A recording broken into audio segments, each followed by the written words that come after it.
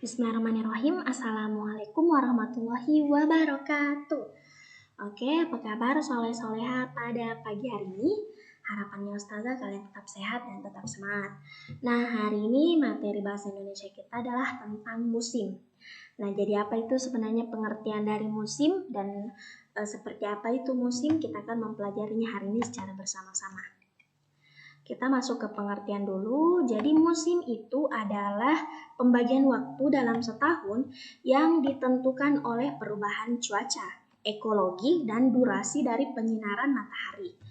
Penyebab terbentuknya musim adalah karena bumi mengelilingi matahari dan melakukan rotasi pada porosnya. Kemiringan rotasi bumi mencapai 23,5 derajat dari sumbu tegak lurusnya. Jadi musim itu biasanya terbagi-bagi dalam setahun. Nah,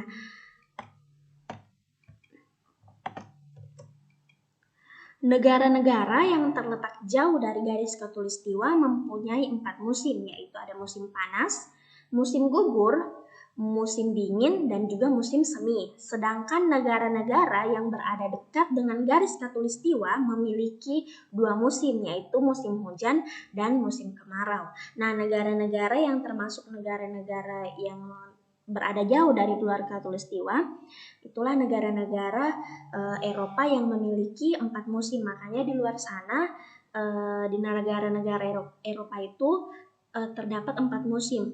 Ada musim semi, musim gugur, dan musim dingin, dan juga musim panas. Berbeda dengan kita yang ada di Indonesia, hanya memiliki 2 musim, yaitu musim hujan dan musim kemarau, karena kita berada dekat dengan garis khatulistiwa. Nah, jenis musim itu, jadi untuk wilayah subtropik mengalami 4 musim karena adanya kemiringan di setiap perputaran bumi pada porosnya terhadap jalur perpindahan bumi terhadap matahari. Jadi ada kemiringan di perputaran bumi pada porosnya terhadap jalur perpindahan bumi dan matahari.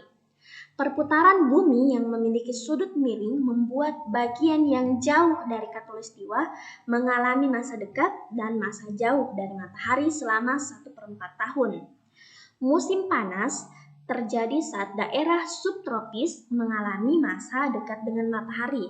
Nah, jadi ketika bagian bumi dekat dengan matahari, daerah yang subtropis itu mengalami musim panas. Nah, musim dingin terjadi saat daerah subtropis mengalami masa jauh dari matahari. Musim semi menjadi transisi dari musim dingin ke musim panas. Sedangkan musim gugur menjadi transisi dari musim panas ke musim dingin. Nah, sedangkan musim yang terbentuk di wilayah khatulistiwa karena adanya perubahan suhu di wilayah subtropik.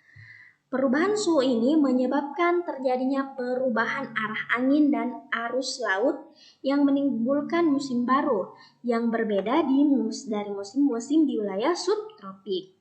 Wilayah khatulistiwa akhirnya hanya mengalami 2 musim, yaitu musim hujan dan musim kemarau. Nah, jadi ini alasan kenapa daerah-daerah yang jauh dari garis khatulistiwa itu mengalami 4 musim, sedangkan daerah-daerah yang dekat dengan garis khatulistiwa itu hanya mengalami 2 musim. Nah, jadi apa sih sebenarnya peran musim? Jadi musim itu sangat mempengaruhi kehidupan ternak dan tanaman. Pakan ternak menjadi melimpah pada musim hujan karena tanaman tumbuh dengan subur. Sebaliknya, tanaman menjadi tidak subur pada musim kemarau karena kekeringan. Kondisi musim menyebabkan peternak membuat silase pada musim penghujan yang kemudian digunakan untuk musim kemarau. Nah, kesehatan ternak juga ternyata sangat dipengaruhi oleh musim. Pada musim hujan dapat terjadi penyebaran penyakit ternak dan parasit, serangga, hewan pengerat, dan mikroorganisme. Penyebab penyakit sangat peka terhadap perubahan musim. Jadi, musim itu sangat mempengaruhi kehidupan ternak dan tanaman. Oke, sampai sini materi kita soal musim. Ustazah akan mengambil sedikit dalil dari Al-Quran yang membahas tentang musim. Dalam Quran Surah Az-Zumar ayat 21, apakah kamu tidak memperhatikan bahwa sesungguhnya Allah menurunkan air dari langit, maka diaturnya menjadi sumber-sumber air di bumi. Kemudian ditumbuhkannya dengan air itu tanaman-tanaman yang bermacam-macam warnanya. Lalu ia menjadi kering. Lalu kamu melihatnya kekuning-kuningan, kemudian dijadikannya hancur berderai-derai.